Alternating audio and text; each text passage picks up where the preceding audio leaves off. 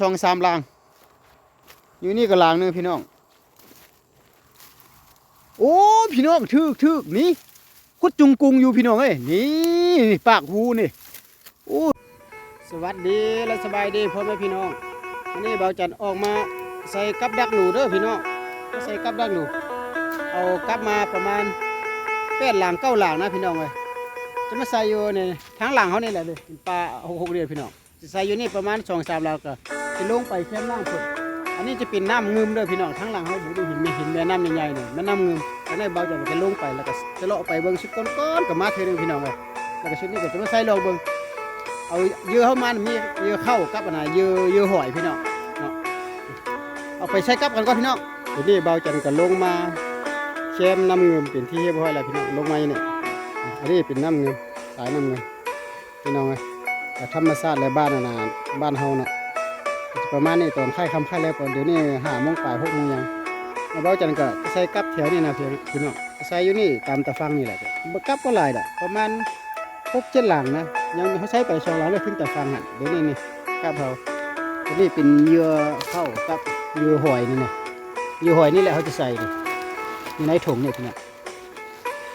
เอาเหยื่อหอยจะมาลงเบิ้งเลยนี่หอยแบบนี้แล้วก็เอาลูกไส้ล่ามานำพี่น้องแล้วก็เขาก็ใส่กับแล้วเบาจันจะอาบน้ำแล้วก็เลิกไปเฮือนเลยตอนเช้าเพิ่นจึงจะมาเบิ้งตอนนี้อยากใส่กับก็เดินไปเบิ้งก่อนมีบอนไซบ่เบาจันก็ใส่มาแล้วพี่น้องใส่อยู่แค่ตะฟังนี่ลกมาประมาณ6-7 หลังนะพี่น้อง7 หลังนี่ตอนเช้าจึงคอยมาลุ้นมาหยามน้ำกันเด้อพี่น้องอันนี้ก็เป็นแคมแม่น้ำเงิมใหญ่พี่น้องนี่ตอนเช้าจึงคอยมาหยามน้ำกันตอนแรกนี่ก็ขออนุญาตก่อนอาบน้ำกับกับเพื่อนกับสานก่อนมาพบพ่อกันตอนเช้าเด้อสวัสดีครับพี่น้อง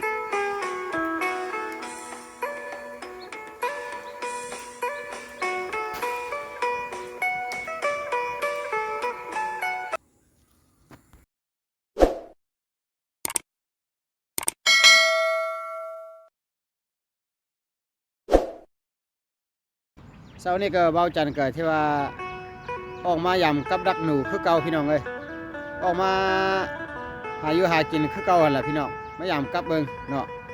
ก็หาปูหาปลาดักหนูไปพี่น้องก็ว่าจะหมานบ่หมานก็บ่จักเลยพี่น้องไปเบิ่งรุ่นน้ำกันเบิ่งดูแต่มื้อนี้ก็เป็นไม้แต่สุกรก็มาเทื่อนึงล่ะมาใส่ไว้ประมาณ9 หลัง 10 หลังนะพี่น้อง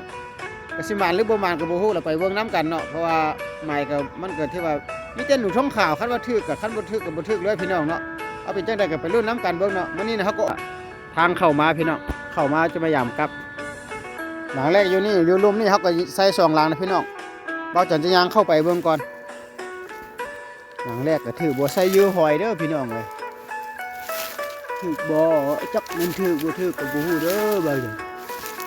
โอ้ยพี่น้อยบ่ถือพี่น้องอายุคือเก่าหอยนี่มีอยู่จะแม่นหนูบ่มักยื้อหอยบ่พี่น้อง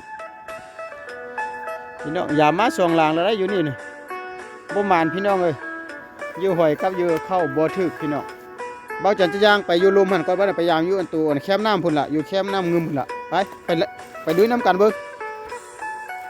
อยู่ลมหันพี่น้องบอลเดี๋ยวนี้เสียงจักเขาบอลสีขาวๆอันนั้นเป็นทาบักเขาเจ้าข้ามไปข้ามมาข้ามไปทางน่ะบ้านดงบดีน่ะพี่น้องเขาก็จะไปยามกลับก่อนพี่น้องวันนี้น่ะครั้งแรกอยู่ถึงเต่าฟังนี่พี่น้องย่างเข้าไปเบิ่งก่อนสิหมานบ่ถือบ่ถือก็บ่จักว่าเด้อพี่น้องเอ้ยโอ้ยพี่น้องเอ้ยบ่หมานอยู่คือเก่าพี่น้องเอ้ยโอ้ยพี่น้องเอ้ยยามมา3 หลังแล้วยังมิดจิลีอยู่หลังนี่ใช่ถือบ่โอ้ยบ่ถึกหญ้าปกกลับหมดพี่น้องเอ้ยโอ้สมพอมันบ่ถึกล่ะพี่น้องโอ้พี่น้องเอ้ยทิ่มกลับลงไปให้ลูกชายเก็บให้เต้นเข้าไปฮอดน้ำพุ่นล่ะพี่น้องไปสร้างได้เลยนี่ตกไปน้ำจมแล้วนี่โอ้ยน้ำบักเล็กๆบ่เอาได้เลยนี่ตกไปฮอดอยู่พุ่นพี่น้องเอ้ยเอาไปเบิ่งต่อละพี่น้องเอ้ยว้ายมื้อนี้คือว่าช่วยแท้กลับก็ที่ว่าตกใส่น้ำเลยบ่ถือพี่น้องเอ้ยโอ้ยังกลับเลย2-3 หลังอยู่นี่ก็หลังนึงพี่น้องโ โอ้พี่น้องทึกนี่กุดจุงกุงอยู่พี่น้องเอ้ยนี่ปากหูนี่โอ้หนูพุกปลาทุกโอ้ชุยใหญ่อยู่ได้พี่น้องนี่โอ้เต็มแรกแห้งมันมาแล้วเฮ้ยนี่พี่น้องเอ้ยหมดอันน่ะหมดส้มพี่น้องอันนี้นะหมดส้มแกเสือกกันเด้อนี่หน้าปากหูได้พี่น้องนี่บ่นี้เบิ่งแม่ข่อยมันมาขุดกินนี่นะโอ้มีแต้มแล้วขออนุญาตเก็บก่อนเด้อเก็บแต้มก่อนพี่น้องเอ้ยมาละวันนี้นะโอ้คือว่าหน้าสิบ่ได้จักตู่พี่น้องเอ้ย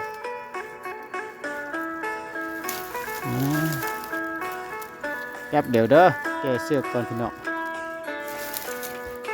ได้แล้วพอได้รุ่นแล้วพี่น้องนี่โอ้แต้มใหญ่แต้มสวยๆอยู่ตัวกบพี่น้องเอ้ยคักเป็นไงนะพี่น้องพอได้รุ่นละเต็มเลยแห้งมันพี่น้องไอ้เบิ้งเนี่ยฟาดเอาอยู่กลางเลยพี่น้องเลยหน้าปากหูมันคุดกินนะพี่น้องเอายังมีกับ2-3 ลางเซ่ๆพี่น้องเลยไปรุ่นกันเบิ้งดูโอ้เสียดายกับตัวหนึ่งเลยทิ้มไปตกใส่น้ำจ้ำเอาลูกทรายมาน้ำพี่น้องเอาจับด้วยจับไปมาละ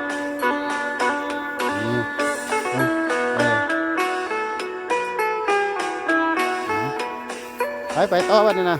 เราจะขึ้นไปเบื้องถึงตาฟังนี่ก่อนพี่น้องตาฟังนี่ก็ได้หลังนี้นะครับอยู่ใส่โอ้โบราณอยู่นี่นะพี่น้องนี่คือเก่า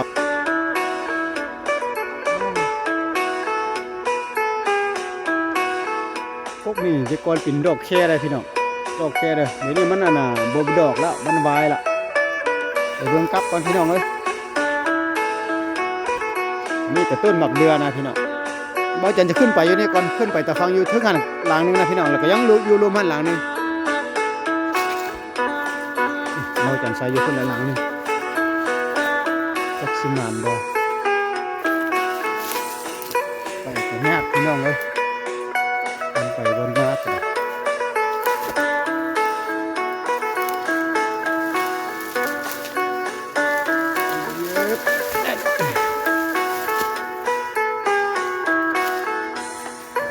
รุ่นน้ำกันเบิ่งดูโอ้ยอยู่คือเก่าพี่น้องเลยเสือกยาวๆชิงๆไว้พี่น้องเบิ่งนี่ต้นหมักเดือนี่ยังบ่ทันสุกเลยโอ้คันแม่นอยู่ป่านี่ต้นนกกระหอกต้นยินบางพี่น้องอย่างเดียวชุดไทยอยู่ที่นาพี่น้องเลยใส่อยู่นี่หลังนี่รุ่นน้ำกันเบิ่งดูมันบ่ถูกบ่โอ้ยากเนาะโอ้บ่ถูกพี่น้องเอ้ยบ่มันเหี่ยวเยื่อหอยบ่กินสวัสดีและสบายดีพ่อแม่พี่น้องการเก็บกับดักของอยู่แคมป์น้ำงึมเฮาก็เรียบร้อยละเอากลับมา9 หลังแต่ว่าหลังนึงเนี่ยทีมให้ลูกชายเต้นใส่น้ำนี่แหละพี่น้องเอ้ยเต้นใส่น้ำนี่นะมันเต้นใส่น้ำป้มนึงเข้าไปเลยแล้วก็มีความหมานตัวเดียวซื่อๆพี่น้องนี่พอบ่ได้บ่ได้เหี่ยวพอได้รุ่นเต็มพี่น้องก็หมานอยู่เนาะพอได้อยู่ได้กินพี่น้องเอ้ยนี่ก็ตัวใหญ่อยู่ได้หนูพุกหันหลานนี่ก็นี่บักเทิกใหญ่อยู่พี่น้องได้ออมละนี่พี่น้องมีความหมานละเอาคลิปนี้ก็จะอำลาพระจากไปก่อนพี่น้องเอ้ยเนาะก็พบกันไหมในคลิปหน้าหรือว่าโอกาสหน้าสำหรับคลิปนี้ก็แสดงความขอบใจที่ไว้ FC และพี่น้องทั้งหมดทุกคนที่เข้ามาติดตามรับชมคลิปของบ่าวจันทร์จนสุดกกสุดบ่ายขอให้ร่ำให้รวยเด้อทุกคนเด้ออำลาพระจากไปก่อนเด้อพี่น้องพบกันใหม่ในคลิปหน้าหรือโอกาสหน้าสำหรับคลิปนี้แสดงความขอบใจสวัสดีครับพี่น้องเบิ่งแล้วก็อย่าลืมกดติดตามให้เด้อเพื่อเป็นกำลังใจในการเฮ็ดคลิปใหม่ๆจะออกมาให้พี่น้องในเบิ่งต่อไปเนาะขอบใจ